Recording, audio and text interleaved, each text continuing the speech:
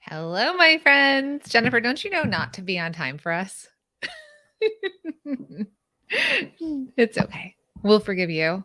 Hi everyone. So good morning and welcome to Bosses and Breakfast. Minna will be here soon, but seeing hi to Julie and Annika and Valerie and Bree and Jamie. Good morning, good afternoon. So we've got Clearwater, Florida and Nashville, Michigan. Who else is joining us from where? Wisconsin, Atlanta, Georgia. Is it warmer there? Good morning, Jenny from Alaska. Not warmer there. Maybe warmer. Depends. Okay, Minna is coming on. She's looking cute Good today. morning. Oh, I couldn't find my headphones, everybody. For the freaking season finale, can't find my headphones. Oh my There's God. no other way you should start, let me just tell you.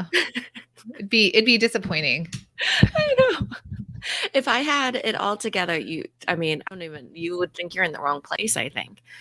Anyway, okay, I do have this pair of headphones, so hopefully it works. Okay, All good right. morning, everybody. Hello. All right. Good morning from Iowa. Marty, where are you in Iowa? North Carolina. Minna and I are heading there in a couple weeks, actually. Yes, we're not quite sure where. Greensboro. Got it. Greensboro. Okay, Greensboro. You don't have to know. For Yeah, Minna and I just get on the flight, I land somewhere. and then I pick her up. It's not a lie. That's literally what happens. Oh God. Cresco. Do you know where Cresco is? Have you left your house? Do you know where that I is? don't. Is that what, is that southeast? I don't know a lot of southeast or northeast, more so northwest and central, I guess. Yeah. All right. Jamie says yesterday was summer. Today is winter. I know. Trust me. It's it's today, gonna warm up here. I'm And then already here. It's going to be 67 degrees, which I'm get about on to your fall over. I bikini. know. I'm about to fall over and pay and be like, what is this? Bikini time. Are we gonna go on Instagram before we get really fun? Yes. Because Yes. otherwise, hey Nancy and Orlando watching on YouTube. Did you all know that we stream this on YouTube? Tell us more, because I didn't know that people could watch from there and make comments. We go live. Yeah, I knew we go live, but I didn't realize that people could make comments from that section. Oh, You hey know? Nancy. Nancy, did you Nice. just find us on YouTube? Have you listened to the podcast? Are You know what? It you was probably from Winnie's son. They know how to do StreamYard, let me tell you. And she was like pulling up people from different places, YouTube, various places. Good morning, So Leslie? Or well, it's actually afternoon for you, Leslie, in the UK. So hello, my friend. All right. Are you ready for the yeah. Instagram? Yeah. You are? Yeah, kind of. I mean, yep. Can you show us how old your phone is? Huh? Old my Is phone that the old is. phone? Oh, you got the new phone. Yeah, this is my regular phone. I just Oh, always that's have to right. take it out of the case when for Bosses and Breakfast every No, because time. you were using an iPod yesterday, right? Yeah. Did you have your daughter? I had my daughters, but it was iPhone 8, not to say it was like a bad phone or anything, but I didn't know how to use anything because it's one with a home button. And I was Yeah. like, where is everything? I don't And understand this then whole button concept. so I had to teach myself. And every time I needed to go in an app, because I broke my phone yesterday, by the way, everybody. Every time I needed to go in an app, I had to search for the app on their phone. And I was like, Voxer, whatever it was. And anyways, Voxer was having problems yesterday anyway, so that didn't help. Still is a little. Okay, Mhm. I'm gonna go live. Laura, me too. I actually miss that home button as well. And then when you go back to it, you're just like, oh, what's this? Home button? Hey, Instagram. It is the season finale of Bosses and Breakfast. So stick with us. This is going to be fun. Mina's going to log on. And so I like to talk for just the 15 to 35 minutes until she gets on. But we're going to be doing an Ask Us Anything today. So it's going to be a fun one. We're going to talk. You can ask us things personal. You could ask us about business. It's going to be a fun thing where we're going to do Ask Us Anything. So as you're joining, say hello in the comments. And then if you're on Instagram, there's a little question button at the bottom, little question box that you can go into and you can add a question to it.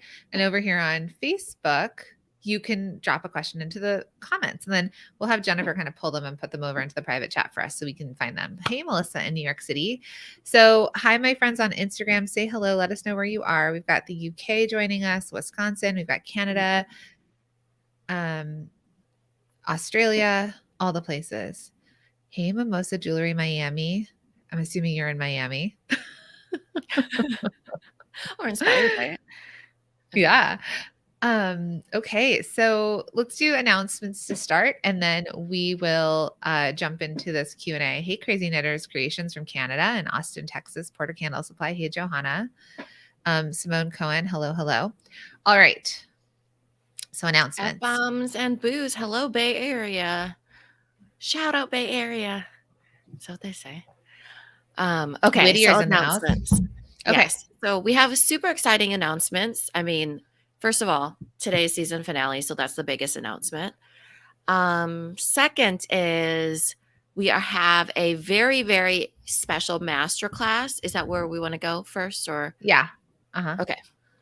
We have a very, very special masterclass for those that are in between the revenue range of $250,000 per year to multi-million dollars. So raise your hand if you are in that range per year of revenue. We have a masterclass that's called the Proven Path, and it is one that we created exclusively for all of you. And that is where you can sign up for free. It's a masterclass / meetup. We're bringing together people of that range and teaching you about the path on that range of revenue. And that is theproductboss.com/level up. Okay. So raise your hand if that's anybody. Larkin Shop, is that you? Are you doing a wave, a hello? Are you okay? Porter, Porter Candle Supply. Yeah, we know she's in our You're in our mastermind. mastermind, my friend. Yeah. So we'll be answering questions about the mastermind too, and about our mastermind, which is for 250 and to up to multi-million dollar businesses. So 7-figure to 8-figure businesses, multi 7-figure. And so that is again at theproductboss.com/level up. It's a free masterclass. It's going to be so much fun. We're going to be talking high level strategy. And so, that'll be really exciting. So Kim's Corner 09, make sure that you sign up for that. Okay. Theproductboss.com/level up, and everybody else that raise your Same. hand. Yeah, same with Larkin Shop. So what it is it's a really amazing masterclass where we talk about the proven path to $1 million to multi-million dollar business. And we talk about where you are in the stages from $250,000 to $500,000, 750,000, million and above. And what, as a business owner, how to get more ease in your day, because you've grown this business, right? But it feels alone at the top. It feels alone. I mean, in general, product bosses feel alone, but it feels alone as we're growing it and trying to grow our team and get out of our own way, because as business owners, we all wear all of the hats. And as you start to generate more revenue, you get to pull things off your plate. You get to choose what hats you want to continue to wear and which ones that you've earned the right to no longer do. And so what happens at this level when you're starting to make $250,000, $500,000, $1 million, multiple millions, is we really have to level up ourselves as, the boss of our business, managing a team, not feeling alone in those really big decisions. And so Johanna of Porter Candle Supply is in the mastermind with us. So is Annika over here. So if you are 250,000 above, we will ask you to qualify that revenue level. Head to theproductboss.com/level up, register, and Wendy will reach out to you. She's our scaling specialist to see how we can assist you. We will also be talking about our mastermind, because we'll be taking applications after you're pre-qualified to join us in this masterclass. We only have 15 spots available. We have a wait list from last time, and there's over 100 people that have already registered for this masterclass. So it's really exciting because the businesses that have registered are amazing. Yeah. And the masterminders inside of our mastermind are amazing. And just the growth we've seen. We talked to one of our students last night who is at about a year in our mastermind, or she's a masterminder and she's a year in. And we were talking about her investment into the mastermind and her staying on. And she's like, hands down, I'm going to stay on. I just looked and I 8 times my investment into the mastermind just from being in the mastermind. But she doesn't feel, more stressed. She has a group of people to lean on, and she has us to come to and all the things. So it's a pretty incredible group and we're really excited. Yeah, it's just a different level of support too. So I know some of you are like, I wish, that I'm there. It will stick with it, right? Because there's what you need at that level of support is different than what you need at 250 to 500 to $1 million. And I think I just want to mention that because people think that it's once you reach a certain level, you have no problems, you have no struggles. It's so easy.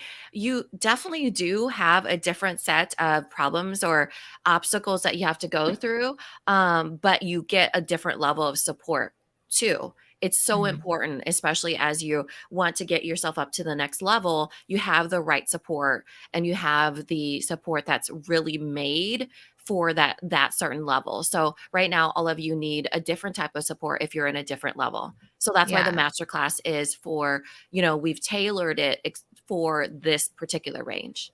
Yeah, and all of my 250,000 and multiple million people out there that are going to join us, you're going to get to also be amongst other businesses. It really pulls it forward.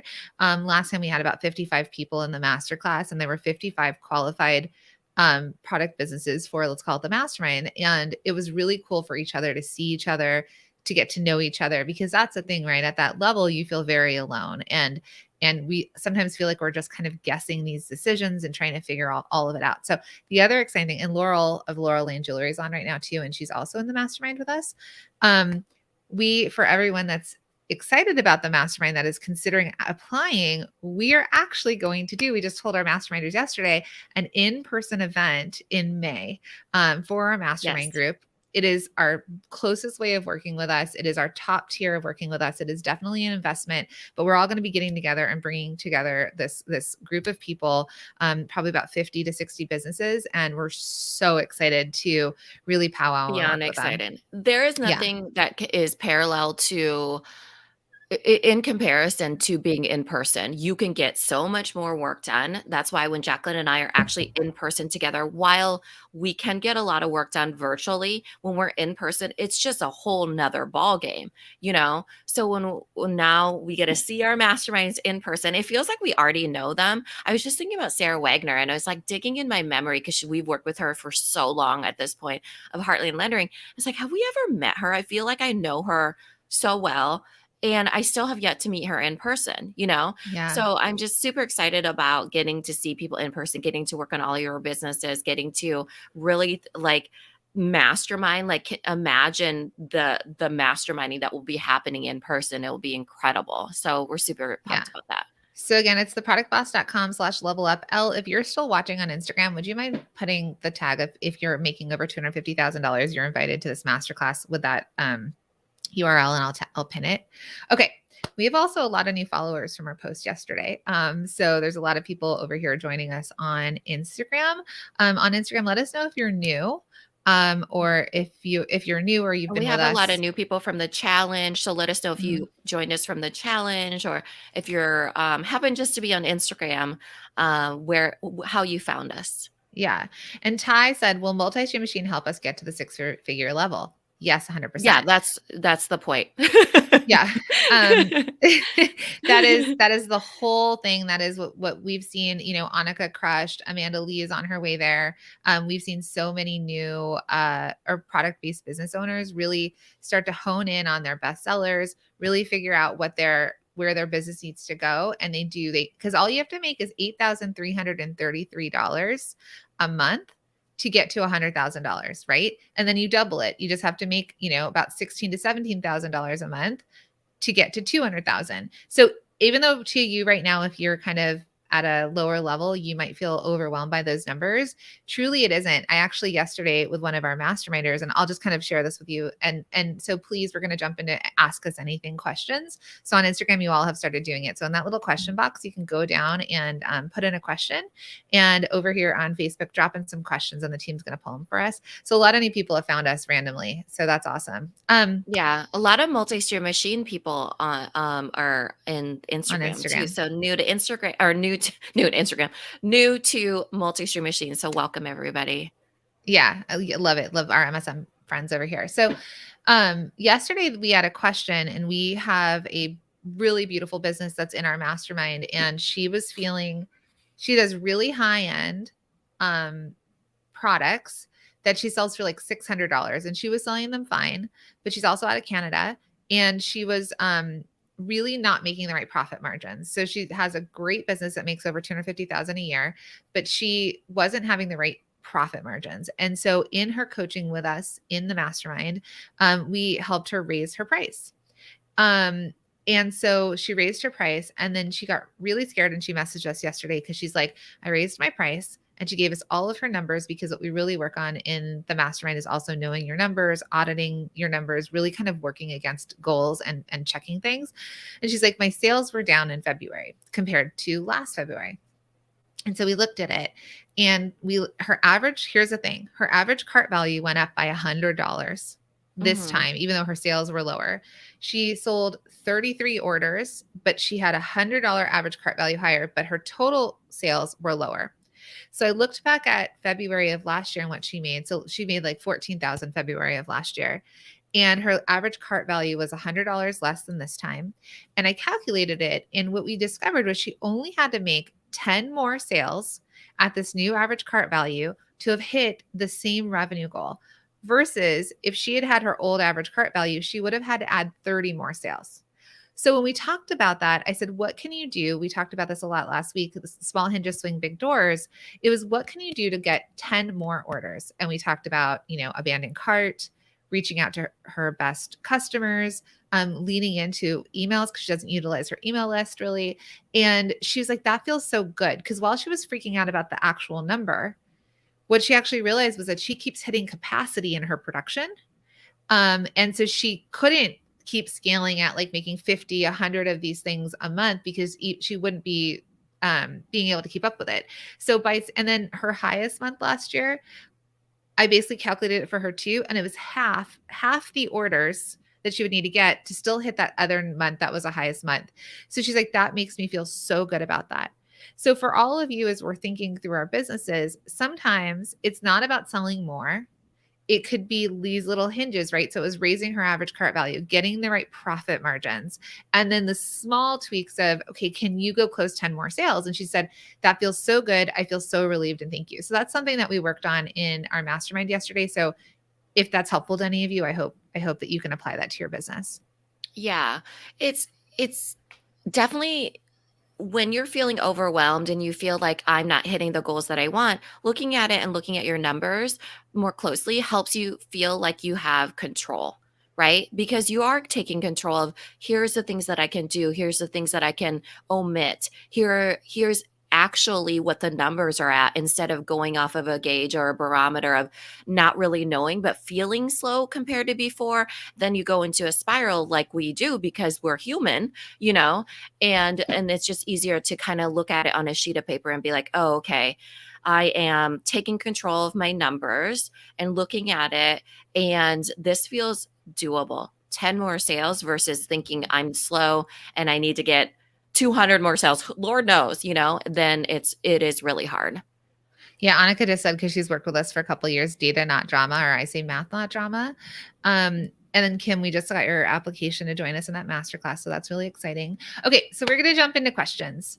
Ask us anything. You could ask us about how we manage home life. You could ask us about our skincare, our makeup, our hair, how we curl our hair so lovely. So if we want to be influencers, how we curl hair so lovely. I was like, you can ask my giant water bottle. I mean, any of these things. Yeah. But we'll also answer business questions too. Yeah. We are open books. Yes. Okay. So I am going to, so a couple people are asking we'll just get this one out of the way. When does the next season of Bosses and Breakfast start? To be determined. So I will tell you that when you're working on things, I think that it's necessary and critical to take breaks. So we see it even in every talk show, every I actually, TV show? every TV show, they take seasonal breaks. So I don't know exactly the date, but there's certain things that I want to try to do while we're on break, and I'd like it to come back a little bit differently, to be honest, So I don't know exactly. Jacqueline and I get to see each other in a couple weeks where we're doing a lot of planning, a lot of forecasting for our business, a lot of visioning, a lot of build out, like we're talking true visionary stuff here. And we'll probably start to detail out the things, especially, detailing out this in-person thing we're doing with our masterminders, detailing out, how we want to, what we learned from the multi-stream machine launch and how we want to dive into helping them get started and kicked off with their businesses. And then we'll go into, what it will look like to, when we bring back bosses and breakfast, what that will look like too. So I do think that taking a minute to breathe on the whole idea is something that we definitely need to do. Yeah. Tanisha just said, will there be a mastermind for people in business that's not making 250,000 yet? So masterminds are we've done masterminds from startups to multiple millions, like multiple millions. And what we realized was when you're at the lower revenue, you actually need more coaching and Yeah. instruction and framework than when you mastermind at that higher level. A mastermind is the meeting of, like, let's call it two minds. And then a third mind is created. That's how Napoleon Hill in Think and Grow Rich defined a mastermind. So what we know is that, and that's actually what we're working on, Right. is And Minna and that's more I, like support from different paths, different yeah, brains. where Mhm. you can take input and ideas from people and decide, oh, I'm going to take that and try it, or I'm not going to use that. When you're trying to reach a new level, you need strategy, you need frameworks and coaching to get you. It's like business school, right? To get you to where you need to go. So there won't be a mastermind for startups, but that's what Mina and I are working on over the next few months. Is we've got some really big ideas and ways and plans and new education and new ways of working with all of you that we're going to want to launch later this year. And so we're getting together. Now we're both in our own masterminds. So that's the two reasons we're seeing each other in March. We're going to North Carolina for a mastermind meetup in our own masterminds that we pay to be in. And then at the end of the month, we're going to Costa Rica, which is a seven figures women women's retreat / mastermind experience. So we are going to work with other women that are at the same level of revenue that we're at to really sort of bond, support each other. They are colleagues in the industry, and also think through, like, how do we best support our community? So we're really excited Yeah. about all that. Yeah. So as you can see, when you're at a certain level, that's when you need more masterminding because you need support at a different level. We kind of talked about this at the very beginning. But if you're just starting out, or if you are needing, you're still in that test and try mode, is what we call it, then you definitely need more courses, framework, and group coaching.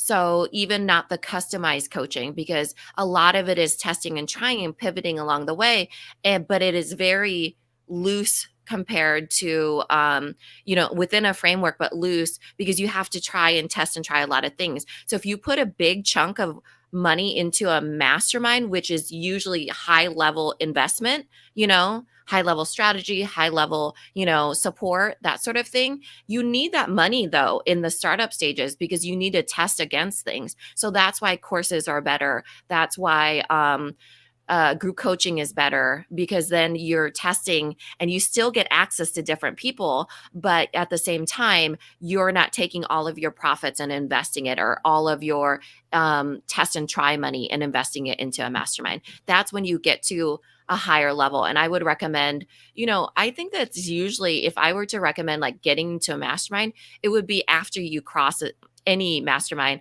after you cross six figures, We just had two of our masterminders register for our masterclass. So we've got two of our amazing businesses joining us there. Yeah, that's awesome. Okay, so we're going to jump into some questions. So this is from Kylie. I have a Okay. baby blanket and accessories business, but I want to add in sassy fun mama sublimation shirts. Am I crazy trying to combine the two into one shop? I wouldn't use the word crazy. I guess my question is, have you validated that the blankets are selling? Are the blankets currently selling? And and what would be the reason for wanting to add shirts? So, this is something that we see a lot with creatives, especially product businesses, because we can make things, we can turn things out, we ideate a Mhm. lot, and then we could easily do things. Let me tell you all the ideas that Mina and I have had that are written in a journal or partially started and maybe not carried through. So Mm. the thing about product businesses is that you have to spend money to make your products to then test and try, typically, unless you're doing print on demand. So for you, Kylie, the question is when your customer's coming to you, are they looking for blankets or are they looking for shirts? And when you're marketing to them, it's two very different markets. So if you were to think about a buyer at a bigger store, let's say you wanted to sell to Macy's, I'm just going to use a big company like that. One buyer, the person who's responsible for buying the product from you all and then putting it in the store, is different. There's a women's shirt buyer, there's a home buyer, there's a women's bottoms buyer. So when you think about that from a wholesale perspective, I want you to also think about it from a direct to consumer perspective. What are they coming to you for? Because unless you are a bunch of brands, now you're marketing and you're bringing in the wrong people. So I would rather you all really hone in. Remember what we taught you in Bestseller Secrets Challenge and our multi-stream machine students, it's inside. I would rather you really focus on the products that you have and be more niched and try and generate revenue. And then what would be another thing they would need? Would they need t-shirts? Now, if your blankets aren't working and you've tried all the things and you're a multi-stream machine student and something's wrong, you can sell anything, truly, especially using our framework. But I think it's a distraction. Yeah. Is my opinion. Right. Your customer needs to clearly know what they can buy from you. So if I'm going to walk into a boutique, sometimes boutiques owners, they're like, I'm going to sell everything to everybody. So let's just go into this direction. But the thing is, the way that you get to be an exceptional boutique or exceptional booth at a trade show is people walk in and they're like, ooh, this is a boho one. This is their aesthetic. This is their vibe. This is what they're known for. This is what I can keep coming back to them for. Otherwise, you get the initial buyer and then they're gone. But as a small business, the power is in the repeat buyers, right? So if someone's coming in for baby blankets, they might come back for sassy t-shirts, or they might simply just be confused and forget you because they totally didn't remember what you do or what you sell, and that's what you're known for. So I want you to first get known or validate that people want those blankets and that's what they're buying from you. And then why would they need sassy shirts? Is it because they match the blankets? Is it because it's an additional thing for the mom? I guess, I can't make the connection in this generalization. So how are you going to make the connection for them in their own heads? So when their wallets are out, right? Yeah. So they can't, a confused buyer never buys. Okay. And it's hard to market to all the people, right? You want to be known for what you're known for. Okay, this question is over on Instagram from Dynamic Doodle Co. Help, please. I'm trying to lean into my bestseller, but I have two, and they would pull my biz in two directions: educational materials or boutique products. How do I decide which way to lean? Dynamic Doodle Co., if you're on here, could you give us just a few more details on that? Yeah. And which one is Dynamic Doodle Co.? And are you Dynamic Doodle Co. and you're just selling various things? Because there's education materials and boutique products. Now, boutique products is super random. I have no idea what kind of boutique. So to answer this in a more vague way is, and we have someone in our mastermind, for example, who sells products to, okay, so would you mind answering that? You're here. So go ahead and type it into the comments. So we have somebody who sells products to professionals. So tanning products to professionals, and then tanning products direct to consumer. But this masterminder was trying to do everything on the same Instagram with the same email list with the same website. Now, when you're selling to two different market categories, they're going to come to you. So if you're doing educational materials, who is buying these educational materials, and are you marketing to them? And if you're doing boutique products, are you marketing to them? So you may have to split your marketing efforts, your email list, your even potentially two Instagrams, if it's two different businesses or two different things. So it's all music education products for teachers. So I have music t-shirts, earrings, etc. And then I have to make music games and tools. Okay. So that's like, remember we used to work with Alto Clef? Alto Clef, yeah. So it sounds like it's to the same person though. Music education products for teachers, music t-shirts, music earrings, music games, and tools for teachers. I think you're fine. I would love to see the star of whatever those are. You have the same customer. It's teachers that love teaching, right? So what's the hero image going to be? You know, the main image on your website? It's whatever your best sellers are, whatever you want them to magnetize toward. So out of all of those best sellers, you know, it's okay if you have two best sellers. Sometimes they're seasonal. So for example, boutique products, I'm guessing she's saying jewelry and stuff, make it Yeah. seasonal, make it hit when it needs to. And then the educational products, you know, when do they typically buy? We just had to register my kids for school. Well, we, as in my husband, had to do it. But I was like, "Oh, I didn't realize that I had to do it so soon," you know, obviously because he's been doing it their whole lives. But when do teachers typically buy their things? Make it hit seasonally to whatever your best sellers are. And I think I would actually say to you that you could focus on tools, right? Education and tools and gifts. Because it could be like gifts and then it could be tools. And so on your website, so when they go there, they're able to focus on, am I going here for educational products like the music, games, and tools, or am I going here to gift myself? So you don't think I need to lean towards the boutique stuff or the educational stuff. Yeah, but when you said your boutique stuff is your bestseller, that's not true. What is your bestseller? Earrings, necklaces, a scarf. So even though you're selling a lot of boutique type items, which are, it looks like it's And accessories we're and saying to t-shirts. lean when those specific things are in season. Yeah. So I guess what I'm trying to say to you is that it's not all of your boutique stuff. It's, what your actual SKU is of your bestseller. So let's say you're like this one specific game I can sell all day, every day, not games and tools, but this game I sell all day, every day. And this earring I sell all day, every day. Mhm. Those are your best sellers. It's not the general category. It's the actual items. That's what you lean on. That's what you Yeah. push forward. It's not the categories. Okay. That's what you build the offer around. Yeah. Okay. Over here, back to my Facebook friends. Um, let's see.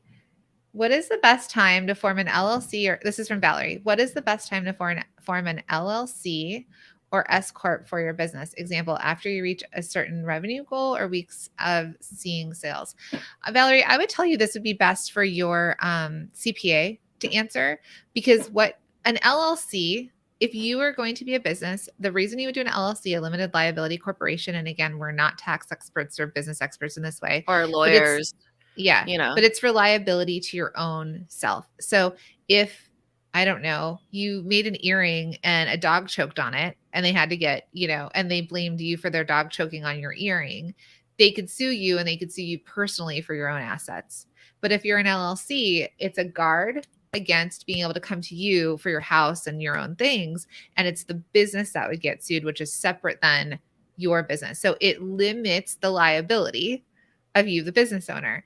Now, we file as an S corp. Now you can file as an S corp or a C corp, and that discussion needs to be with your CPA, depending on what other revenue you have coming in as a family. Because an S corp is a pass-through corporation, which means, let's say you have $100,000 business and you have $25,000 profit at the end of the year. Okay, so there's 25,000 left. An S corp means that 25,000 then goes to your own tax returns, as you as a personal person are responsible to pay the taxes and not your business.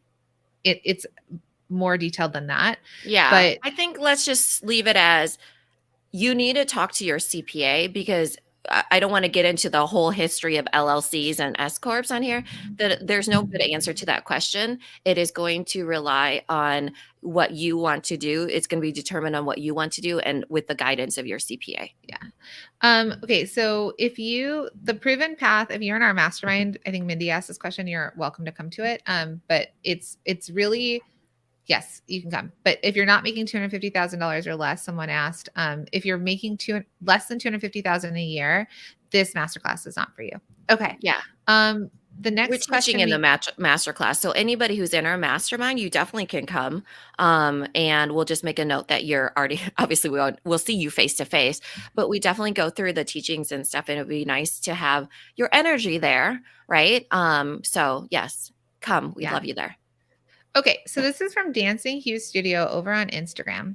How do you know if I need to rename my business? I'm an artist, designer of home decor items for the home, and I was advised that I should use my name for my business. Ooh, that's interesting. Who advised you on that? Mom, uncle, neighbor? Random person on the internet. So here's the thing. What Some was people, her name? I'm curious what her name was. Dan Danson Hughes Studio. So it's a home decor business. Here's the thing about naming something your name. It's fantastic, but it is, and you could definitely lean in. If you're going to be a namesake business, then you need to be the face of your brand. So that's the first question. So if you're going to start a company that has your name on it, then your face is required to be up front. Second thing, though, is that if you were to ever sell your company, right, or even lose your company, you would lose your name. So a really good example of that is Kate Spade. Rest in peace, Kate Spade. But Kate Spade was a namesake business, sold her business, eventually was acquired.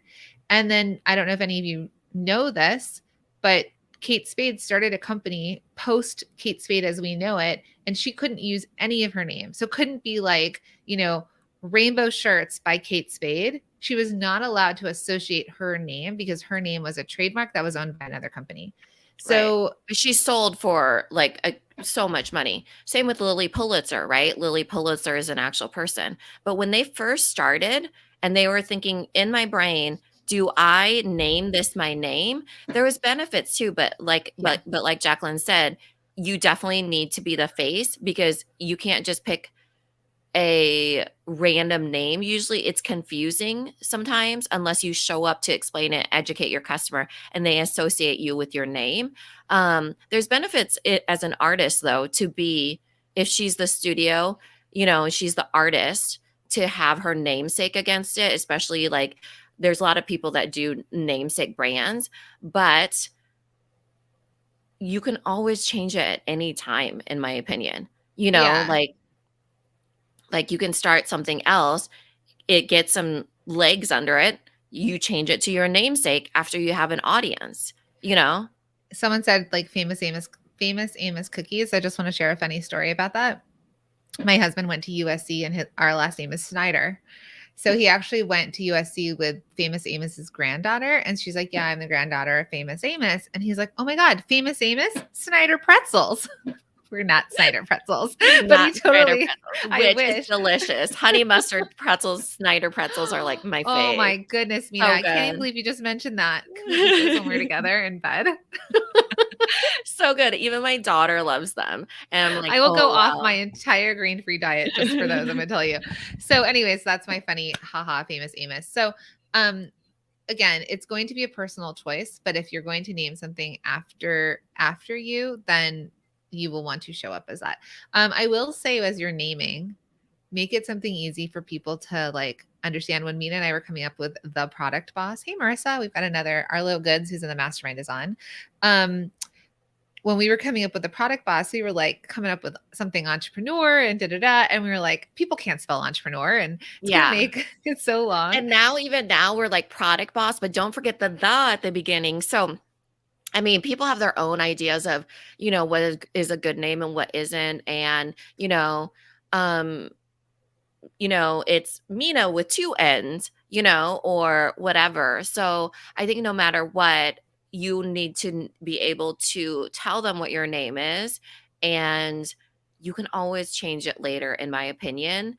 Or you can just, I mean, it's a personal preference, like what Jacqueline said, whatever you want to do as an artist, you don't have to jump in by using your name simply because you're an artist. Yeah. Yep. Okay. I'm actually pretty impressed, Instagram. We have more people watching us on Instagram than Facebook today. So good job, Instagram. You won. Okay. This question's from Christina. So do you want to read it, Minna? Yeah, it says, I'm not sure if you remember what my business is, but we make handmade home decor out of our shop/kitchen. Do you have any advice for hiring help when you work out of your home and have elementary, middle school age children? Yeah, this one is so hard, Christina. Yeah, I do remember you. I recognize your name, but I can't remember what your selling.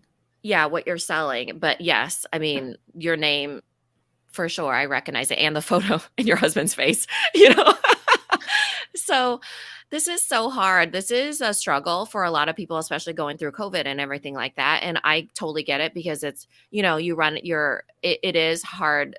Like my husband would never allow it, or I wouldn't, especially with kids.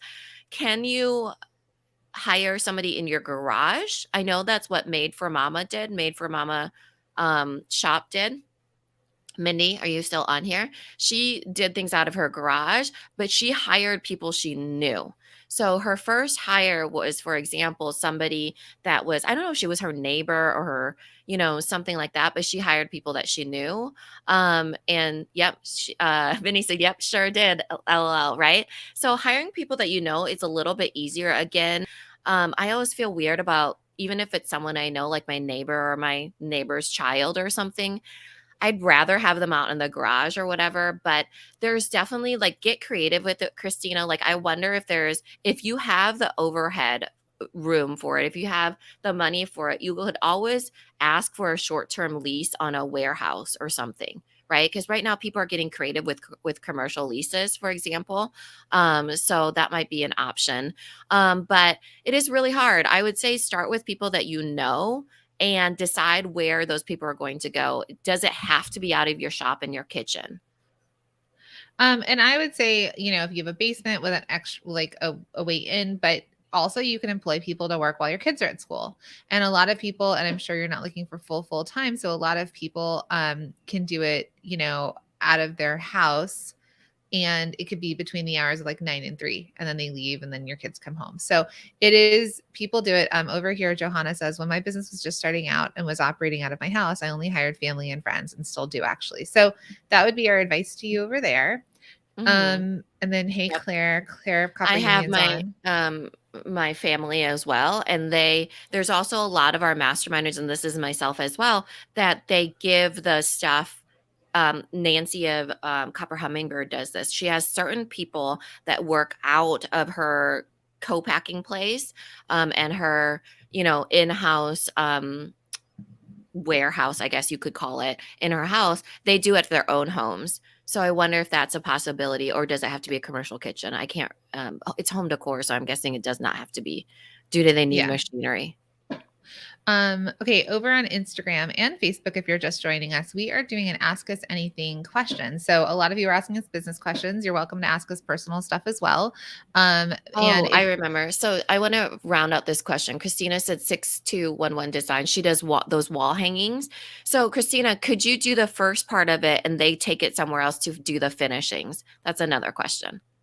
which is what Greg does, who's also in our mastermind with Yep. Lodestone Candles. And he has folks who help him with production outside, and they'll take it and go do it somewhere else. So it might be a piece of the process instead of the whole process. Hey, Lindsay, good morning. Okay, this is from Porter Candle Supply, and it's over here on Instagram. So if you have questions on Instagram or Facebook, go ahead and drop your questions in to the little question box on Instagram, over here on Facebook, and we'll try and answer as many as we can. So Porter's Candle Supply said, what is your best advice for creating great professional photography schedule process? How many photographers do you typically work with to ensure product and lifestyle photography is done and ready well before launches? Good question. And we kind of talked about this yesterday in the mastering. We were talking about a production schedule, and in the production, design development production schedule. So Yeah. in our mastermind, we were digging through, when do you start designing and conceiving your ideas? What part has to be development, right? So what part are you developing in, and what do you need to get it to in order to be ready to sell it wholesale, let's say, get it ready for line sheets or trade shows? And then when do you have to go into production? So for you, Johanna, you know, there's a few ways, and we recommend, there's places you can send your product to where they can take photos where you don't have to do them. And they do have some lifestyle. They can do GIFs. There are white backgrounds, Yeah. color backgrounds, That's the finished good, right? So right? if you have a finished good, but there's also people in the mastermind, Brooke being one of them, that has built it into her process that her makers, though her makers are not in that RV with her, it's built into the process that they take photos. So she can share in her content, not her own hands, other people, OPPH, other people's hands, OPH, other people's hands of actually doing it, knitting the hats. So she builds it into the process of them taking a photo, at certain spots. Now that's process, that's behind the scenes, that's content. But the finished good, is something where you need to know the turnaround. So the one that Jacqueline and I were, Jacqueline was just talking about, I don't know what their turnaround is, but when you're thinking, you have to figure out who you're going to send it to and what their turnaround is, because we actually have two people that we recommend. They have different turnarounds, you know? Yeah. So for her, though, she said, I worked with 2 photographers last year, 2 to 3 shoots per month to cover both my brands, but had issues getting photos in a timely manner. So this is actually where I was going with this. You need to build it into your process. So you have to think, when am I, because Porter Candle Supply, so any of my candle companies out there that are looking for amazing supplies, follow and shop from Porter Candle Supply. You can buy wax and wicks and things like that. But Porter Candle Supply also has their own brand of candles. So for your own brand of candles, I would say develop, design, think about your seasons ahead of time, and do your photography way before you need it. Okay. Then for your other products, for your supply company, same thing. Can you order samples from your suppliers? Can you get things earlier? And think, can you get your photos done 3 months before? So instead of it being every day, the other option is that you will hire on an in-house photographer and photo editor. So another thing is that if you can't work that far ahead, then and because we know her company, she's like a very big company. If you hire somebody that maybe comes, a few times a month or a few times a week or something like that, and you just have them constantly creating content, you can actually hire like a content photographer that sets it up. Sets it up, Okay. or you have it constantly set up, that sort of thing. So there might be a section, since you actually have a warehouse, that there's just like bright lights, you turn it on, you make it happen, you batch out photos, you know? Yep. Yep. Okay. Um, all right. If you all on Instagram want to give us some more questions, go for it. We're going to answer some now over on Facebook. So who did we know? Christina, we did. Laura. Laura said, I just renamed my business. What are your thoughts on getting a trademark on my new name? It's kind of a lawyer question too. Yeah, do you need a trademark? So she just rebranded. I always recommend getting a trademark if you plan to be a legit business, because you will need it. But I guess what's the actual question? I guess Like, is, do what are you your thoughts on a recommend it? trademark?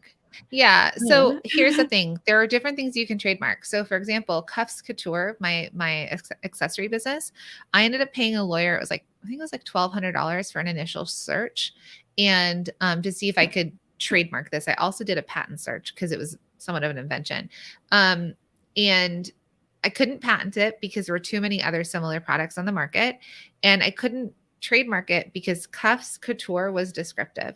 So the best example is the White Sox, right? We've got the White Sox baseball team. You can name a baseball team White Sox, but you can't name a sock company White Sox because it's descriptive of the actual product. So you're going to want to run this by an attorney that's a trademark attorney. You're going to want to talk about the pros and cons to it. If there's nothing holding it up and you You're want gonna to own wanna a see if trademark. the website is available. That's another thing. Also, I'll give you an example of a trademark I did own that I also started Lily Mark, which was a fashion brand that I started. It was dresses that were recycled. It was 50% new materials and 50% dead stock, which is fabrics you find. I was trying to be conservative with fabric because it's a huge waste in the industry. But I didn't want it to look, back then, like I said, like hippy dippy, because back then when I did this, people weren't into organic, was just coming out. People were asking me, they're like, what do you think of this whole organic thing? And like, it was brand new to market. And I named it Lily Mark after my grandma and my grandpa. And I sold to a couple boutiques, and it was a very small collection of dresses. And I really didn't do much else with it. I just sold a little bit. And then one day my lawyer was approached, my trademark attorney, because I did trademark it. And my trademark attorney was approached by 2 companies with the word Lily that were suing each other over this word Lily, but I owned the trademark of Lily because it was Lily Mark. So I ended up, the company didn't make a ton of money, but I ended up actually selling my trademark to them, to one of the companies. They bought the trademark from me and we transferred the trademark. And I made tens of thousands of dollars on selling off a trademark. Now that is a super special example, but that's showing you how a trademark could be an asset. So if you grow the business, your trademark is an asset. And if somehow, somewhere down the line, it's an asset that someone can buy from you. So that's just an example of me with a trademark and a product business. Okay, next question. Instagram's not giving us questions. Sorry, Instagram. Okay. Do. Gina, I'm having a hard time getting likes and views on social. Is there a certain time I should be posting? I mean, we got to ask God that question. Lord, can you hear me? Can you fix Instagram? You know, nobody knows, right? So one of the things that we have to remember about social is that it is sheerly social, so I can't actually ask Twitter, can you talk about something else? Or Twitter, can you do 200 characters instead of 140 or whatever it is? So there is no good answer because Mark Zuckerberg can switch it up at the, drop of a hat. So as much as we can give you an answer for right now, it would take looking at your insights. And even then, what's so frustrating about that is that still might not be the time that works tomorrow. So I would say that for Instagram, though I love that you're thinking about this and that you're thinking, is there a time? There is no magic time, unfortunately. I wish there was, and the magic number of what you post and how many likes you get and that sort of thing. But I like that you're thinking about this strategy and what you could do. But I think it has Also, a lot to do with consistency. yeah, and someone said you can look at your insights to show the times. And sometimes we'll post, I've tested it where I posted a reel in the morning and then I posted the same reel later in the afternoon or like in the evening. And like I've seen that there's been higher tick up of engagement. Sometimes on weekends, like Saturdays, it's slower, but Sundays are more. But that's up to you and your consumers and when they're there. I'll also tell Yeah, you that. and sometimes it's busy seasons or holidays, so it dips, right? So who knows? And also yesterday, our post got some of the most likes we've ever gotten, most comments, most shares, most saves, and we got 30 new followers. Woohoo! 30 Oh my God. out of Not even worth thousands. a team of, commenting on the things, right? So I No, think I'm just it's saying so that hard what I'm with trying to say is like, social. yes, you can blow it. You can blow it out of the water or feel like you're going viral or something like that. Now, virality is not as common anymore. Like we used to be able to go viral with reels. I didn't use any hashtags. I wasn't trying to reach outside of our community that we support. But I'm saying that in the way that we put a lot of effort into social, but even us who we have 46,000 followers and a huge email list and we show up once a week live and we had something hit like the most likes it's ever gotten. It didn't do much. And So, I then mean, wah, right? But and we, then our story views were still super low yesterday, even though we had thousands of people on that post.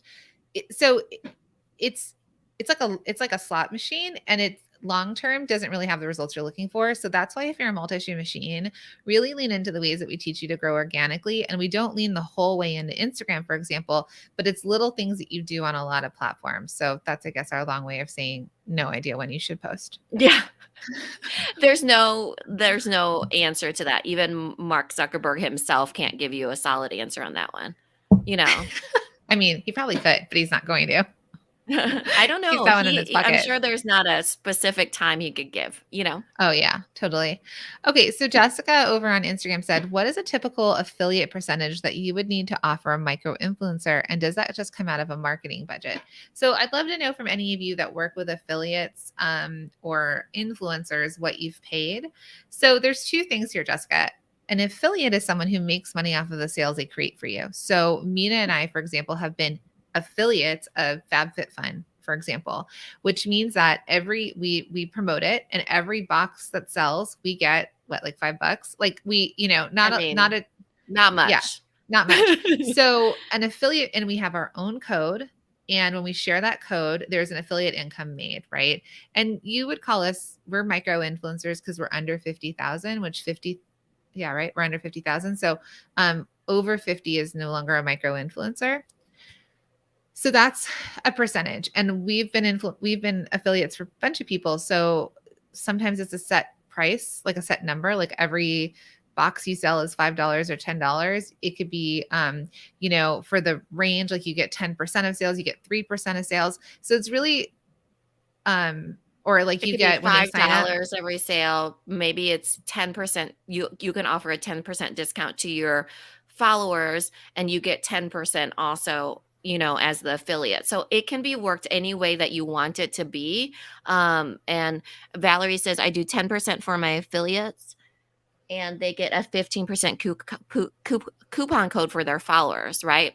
Yeah. Also, sometimes people do discounts if they're buying for themselves. So, for example, they have affiliate programs, but if you're buying it for yourself in order to sell it, then it's at a different rate. So, Yeah. I don't think that there's a standard across the board, but I think that this is a great question that you could ask, a lot of different people, and that they'd have a lot of different answers for you.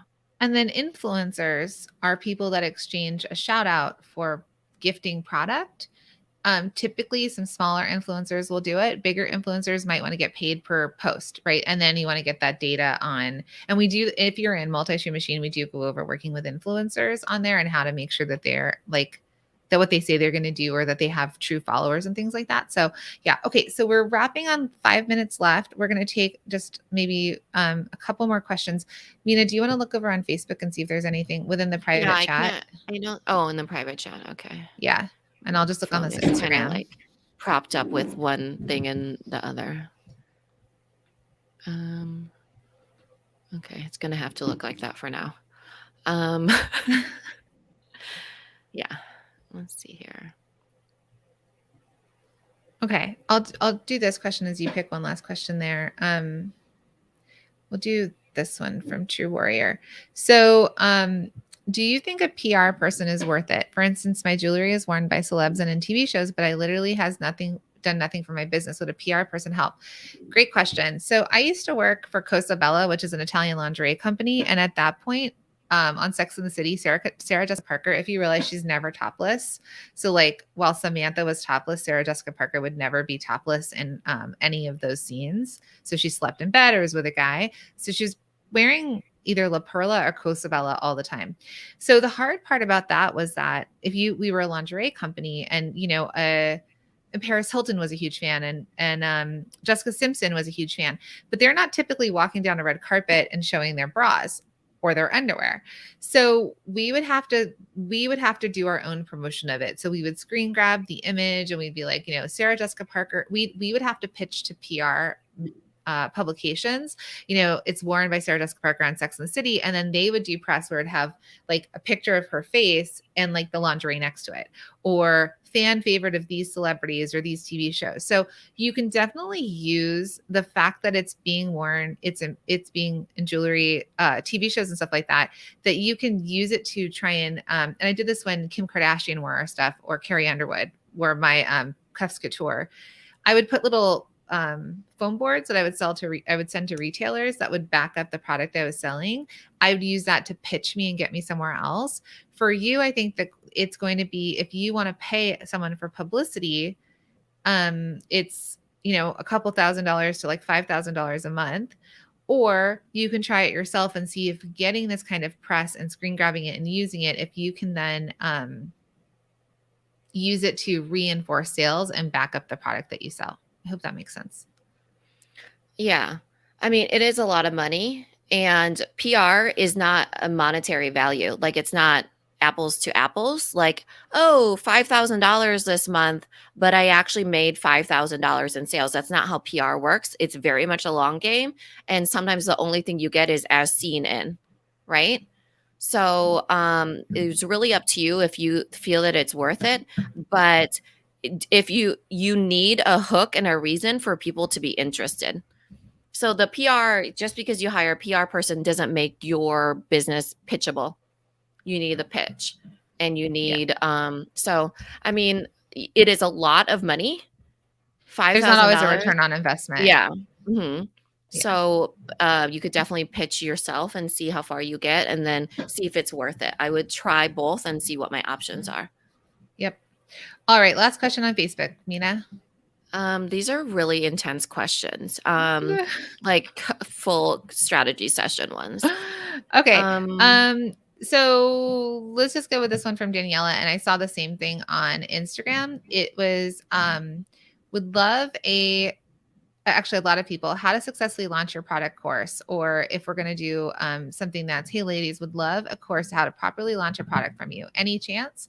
So Mina and I are working on, who else would love are you a startup that you don't even have a product yet, or that you have a product and then you want to figure out how to launch it and sell it? So that's exactly what Mina and I, and let us know in the comments for both Instagram and Facebook. We did get this question a lot during Bestseller Secrets Challenge. People were like, can you talk more about launch? Can you talk more about launch? Does Multi-Stream Machine talk about launch? And a launch is essentially when you're offering something. So for example, Annika, she talks about having live launches all the time, or she launches certain products. It's because she's offering something. She's launching the offer. So I don't want anybody to get confused on the fact that you can launch a product, but you also still are selling and launching throughout your journey as a product entrepreneur, I think they're right? saying they want a course on starting up, like a startup course for product businesses. Would that Right. be But I'm just saying correct? we've gotten the question both ways, right? Yeah. Because all of the people that were trying to join Multi-Stream Machine were like, will you teach us how to launch? But they had products, right? So if you have a product, for example, it's the same sort of idea, it's not, I mean, when you think about launching a business, it's like, S Corp, LLC, whatever it is, sole proprietorship. But marketing launch is very different than a business launch, and you will have to continue to do marketing launches in your business. Mm-hmm. So are we looking for a marketing launch course? Are we looking for a business launch course? Love Joy Workshop said I just launched yesterday and would have loved some more help. I did pretty good, but I'm sure it could have been better. Yes. So that's the thing that we're doing. So we're taking the next couple months to really flesh out and develop for each of you at your different stages of business, really figure out how we can support all of you in a more holistic way, surrounded by education. Like we talked about earlier, the idea of needing coaching at these levels below 250,000, following frameworks and step-by-step processes, right? Multi-Stream Machine has been, and it is still, and is an amazing product for people who are just starting out. It's a course. If you're just starting out, but you don't know how you're going to sell, it's incredible, right? If you are already selling, but you want to make more money, Multi-Stream Machine. If you have a business that's doing really well, but it's singularly focused on one stream of revenue, it's fantastic to diversify your business. And we've seen it get people to making their first few $1,000s to multiple thousands to, $100,000 businesses to multi-million. So I think those of you that are in, which I know a lot of our students are here, I'm really excited to see your results. And we're really excited to build new things for you to continue to support your small businesses. Okay. So, yeah, people are asking about marketing launches, and then some people are saying startup. So, because marketing launch is definitely where it's not like, so this person, that Facebook user, I launch a product, now I'm done, I don't ever have to launch again. No, you have to launch again and again and again, because you're marketing your products, right? So is it like I said, is it the launching of the business? Because even when you launch a business, right, there's the initial launch, but you still have to sell your products. You still have to market them. So that word, I think, gets confusing, of launching a product and having a product come into fruition versus already having a product, which Multi-Stream Machine will teach you how to keep selling. We can phrase it, it's semantics at this point, how to keep selling your product, So marketing launch would be where you set to a schedule and you're like, okay, you learned this a lot in Bestseller Secrets Challenge, of what is your offer going to look like that you are going to launch and sell to people. Like, this is my product. This is the Mother's Day bundle that's coming out, right? That would be a Mother's Day launch, this is a Mother's Day bundle that's coming out, and then you're getting people excited. Remember, we taught you about building the hype, about scheduling it in, all that stuff. Now that is a marketing launch. So, those are two different courses in my mind, of will we have a course to properly launch a product from us? To be seen. Yeah, to be seen. Yeah. Right. That's what we're doing. That's what we're digging into. So this is our last, for those of you joining, this is our last Bosses and Breakfast for a while. It's our season finale. We're taking a break to focus inward to supporting our new Multi-Stream Machine students. You're getting that 12-week of extra coaching via podcast. We've got 2 lives. We have the 90-day roadmap coming up. We are getting a whole bunch of new people into the mastermind. We have a live event happening for our mastermind, the Product Boss Mastermind, coming up in May. So there's a lot that we're doing internally, as well as building out new things to help all of you. So the ways that you can stick with us and continue to get support, make sure that you're on our email list. If you unsubscribe during this last launch, come back. And we send Hot Tip Tuesdays every Tuesday. We remind you of the podcast. You also get us on the podcast twice a week. And if you want to join our text message list, you absolutely can, which is 917.